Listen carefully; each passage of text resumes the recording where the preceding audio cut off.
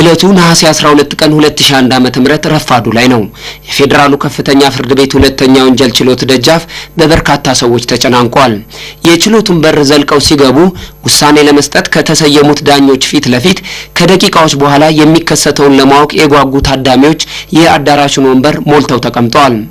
ለበርካታ ወራት ሲታይ ከነበረው የክስ መዝገብና ከችሎቱ ፊት ለፊት ተከሳሽ ታምራት ገለታ ከአምስት ግብረ አበሮቹ ጋር ቆሞ የዳኛውን የመጨረሻ ውሳኔ ይጠባበቃል።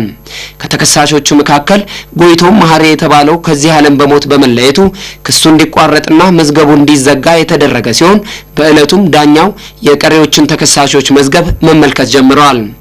በተለይ የመጀመሪያው ተከሳሽ አቶ ታምራት ገለታ በወንጀል ህግ ቁጥር 522 ህዝባር 1 ሃን በመተላለፍ ከ1992 ዓ.ም እስከ 1999 ዓ.ም ድረስ ልደታ ክፍለ ከተማ ቀበሌ 22 ሄለን ህንጻ ጀርባ አዳማ ከተማ ቀበሌ 14 ልዩ ቦታው ኬላ በተባለው አካባቢ እንዲሁም በኦሮሚያ ክልል ሰሜን ሸዋ ዞን ፍቼ ከተማ በሚገኙ የአምልኮ ቦታዎች ባለ አውሊያና ባለ ከራማ የአላህና የእግዚአብሔር መልእክተኛ ነኝ በሚል ሰበብ የዜጎችን ህይወት በማጥፋትና ንብረታቸውን የግሉ በማድረግ ወንጀል መከሰሱን ይገልጻሉ በችሎቱ የተሰየሙት ዳኞች። በከፍተኛው ፍርድ ቤት ሲታይ የቆየው የተከሳሹ መዝገብ ግለሰቡ ከሁለተኛ፣ ሶስተኛና ሰባተኛ ተከሳሾች ጋር በማበር ከማንኛውም በሽታ እንደሚያድን፣ ሀብት ለተቸገሩ ሀብት እንደሚሰጥ፣ ከአላህ የተላከ መልእክተኛ እንደሆነና እድሜ ማስረዘም እንደሚችል በመግለጽ በዜጎች ላይ ከፍተኛ የሆነ ተጽዕኖ በመፍጠር የተለያዩ ሰዎች በእምነቱ ስር እንዲወድቁ አድርጓል ይላል። ይህንን ለማድረግ እንዲመቸውም የተቀቀለ ጫት፣ አመድ፣ ጎጂነቱ በምርመራ የተረጋገጠ ሰልፈር የተባለ ማዕድን፣ ሽቶና ሌሎች ምንነታቸው ያልታወቀ በሰው ህይወትና ጤና ላይ ጉዳት ሊያደርሱ የሚችሉ ነገሮችን በመቀመም በተከሳሾቹ አባባል ሐውዛ የተባለውን ውህድ በማጠጣት ግለሰቦች ህይወታቸው እንዲያልፍ ከማድረጉም ባሻገር በርካታ ገንዘብ፣ ወርቆችንና የተለያዩ ንብረቶችን የግሉ ለማድረግ ችሏል ይላል ዳኛው የክስ መዝገቡን ገልጸው ለታዳሚው እንዳነበቡት። ዳኛው በተከሳሹ ላይ ውሳኔ ከመሰጠቱ በፊት በህገወጥ መንገድ የተካበቱ ንብረቶች ላይ ፍርድ መስጠቱ አስፈላጊ ሆኖ በመገኘቱ የአዲስ አበባ ትራንስፖርት ቅርንጫፍ ጽህፈት ቤት የምዕራብ ዞን በአቶ ታምራት ስም እንዳሉ የገለጻቸው 2 መኪናዎች፣ በአቢሲኒያ ባንክ በተከሳሹ ስም እንዳለ የተገለጸው 153351 ብር፣ በፍቼ ከተማ የሚገኘው ሆቴልና ከልማት ባንክ የተገዛ መሬት እንዲሁም በፖሊስ እጅ የሚገኙ 1145 ግራም ወርቆች በመንግስት እንዲወረሱ ፍርድ ተሰጥቷል።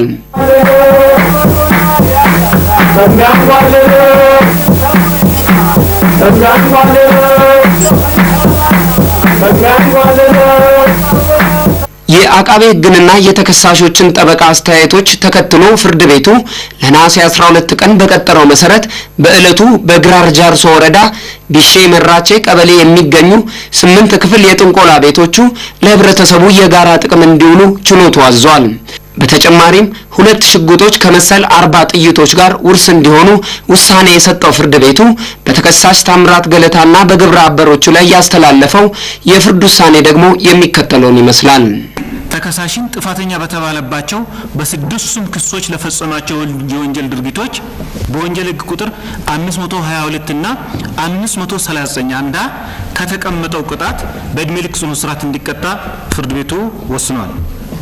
ሁለተኛ ተከሳሽ ደረጀ ስሜ ለአንደኛ ተከሳሽ ግብረ አበር በመሆን ለአመታት የማታለል ድርጊቱን ሲያሳካ ቆይቷል። ለዚህ ድርጊቱም ይመጥናል በማለት ጥፋተኛ በተባለበት የአራተኛ ክስ የህግ ድንጋጌ ላይ የተቀመጠውን ቅጣት የመጨረሻውን 5 ዓመት ጽኑ እስራትና በብር 5000 የገንዘብ መቀጮ እንዲቀጣ ወስነናል። ሶስተኛ ተከሳሽ አዲሱ ሱልጣን፣ አራተኛ ተከሳሽ በቀለ ገለታ ከአንደኛ ተከሳሽ ጋር በማበር ለፈጸሙት የማታለል ድርጊት በአራተኛው ክስ ላይ ከተቀመጠው ቅጣት እያንዳንዳቸው በ4 ዓመት ጽኑ እስራትና በብር 3000 የገንዘብ መቀጮ እንዲቀጡ ወስነናል።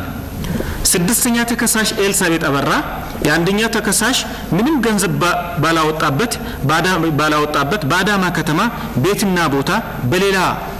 ቤትና ቦታ በሌላ ሰው ሀብት ላይ በተደረገ የማታለል ተግባር በውክልናና በስጦታ ቅብብሎሽ በመንግስት ስራ ላይ ሆና ለዚሁ አጋጣሚ ባፈራችው ግንኙነትም ጭምር ለዚህ የወንጀል ድርጊቷ እንደ ግብዓት በመጠቀም አሳክታለች።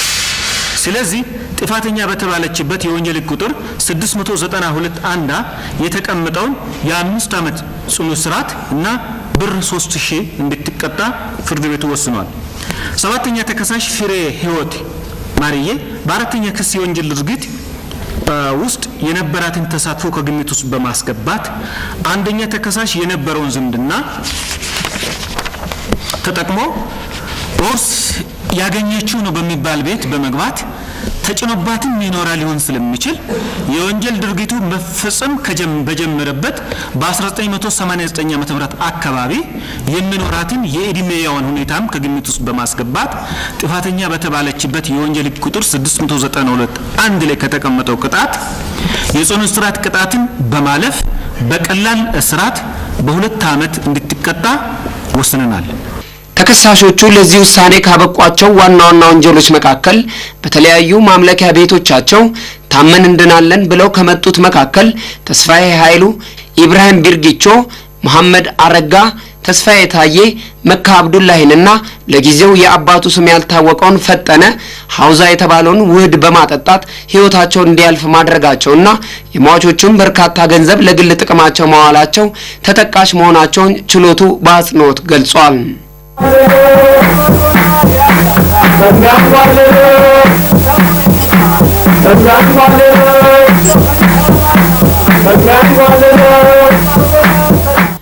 ዛሬ